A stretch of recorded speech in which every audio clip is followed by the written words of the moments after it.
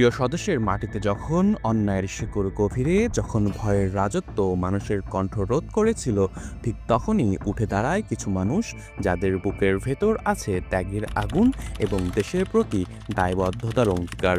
ঠিক তেমনই একজন মানুষ সুলতান সালাউদ্দিন টুকু।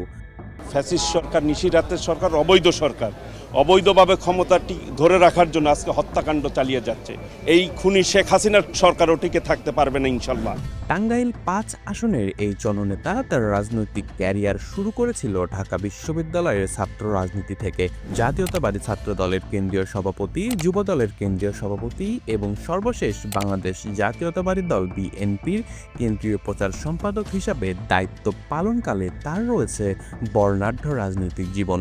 ছাত্র জীবনের সেই লড়াই তিনি আজও চালিয়ে যাচ্ছেন দেশের মানুষের অধিকার ফিরিয়ে আনতে।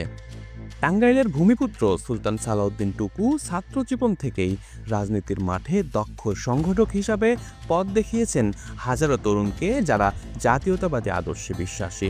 দল পরিচালনার পাশাপাশি তিনি তরুণ প্রজন্মকে দেখিয়েছেন কিভাবে নীতি আর ত্যাগ দিয়ে রাজনীতির মাঠে মানুষকে আপন করে নিতে হয়, মানুষের পাশে থাকতে হয়।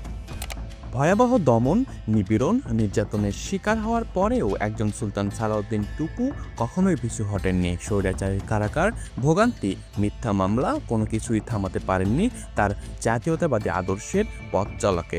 রাজপথে স্বৈরাচারের হাতে বারবার রক্তাক্ত হয়েও প্রত্যেকবার তিনি ঘুরে দাঁড়িয়েছেন দ্বিগুণ বজ্রকণ্ঠ হয়ে, কখনো বা হাজারো তরুণের সাহসের বাতিঘর হয়ে।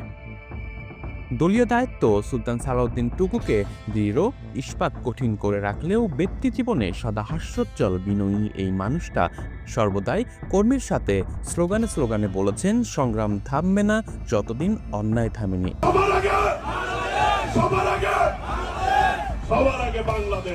রাজনৈতিক সহযোদ্ধাদের কাঁধে কাঁধ মিলিয়ে চেষ্টা করেছেন বিএনপি, বেগম খালেদা জিয়া এবং তারেক রহমানের হাতকে শক্তিশালী এবং সুসংহত করতে।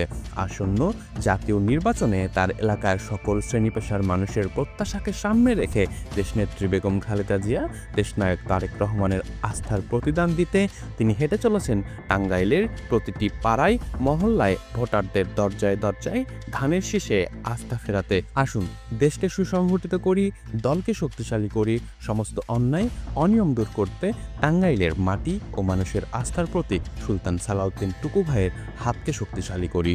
টুকু ভাই জিন্দাবাদ।